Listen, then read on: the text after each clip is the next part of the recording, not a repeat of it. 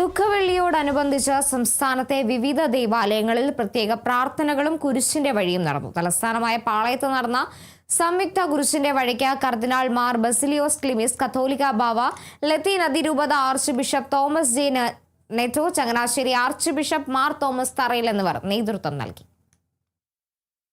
തിരുവനന്തപുരം പാളയം കത്തീഡ്രലിൽ നിന്നാണ് 3 റീത്തുകൾ ഒരുമിക്കുന്ന സംയുക്ത കുരിശിന്റെ വഴി ആരംഭിച്ചത്.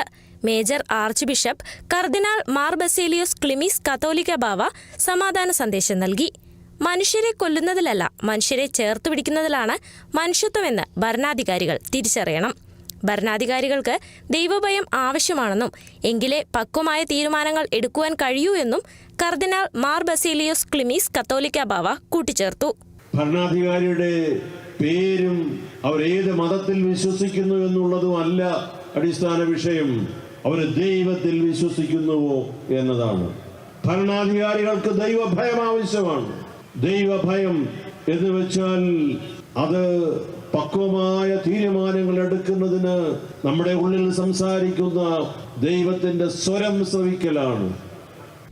6:30 ആരംഭിച്ച പ്രദക്ഷിണം പാളയം ഫ്ലൈ ഓവർ ചുറ്റി സമാപിച്ചു. വിശ്വാസികളോടൊപ്പം രാഷ്ട്രീയ രംഗത്തെയും പ്രമുഖർ കുരിശിന്റെ വഴിയിൽ പങ്കെടുത്തു. UDF വട്ടിയൂർക്കാവ് സ്ഥാനാർത്ഥി കെ മുരളീധരൻ, നേമമണ്ഡലം സ്ഥാനാർത്ഥി ശബരിനാഥൻ, തിരുവനന്തപുരം സെൻട്രൽ UDF സ്ഥാനാർത്ഥി CP ജോൺ, LDF സ്ഥാനാർത്ഥി സുധീർ കരമന എന്നിവരും ചടങ്ങുകളുടെ ഭാഗമായി.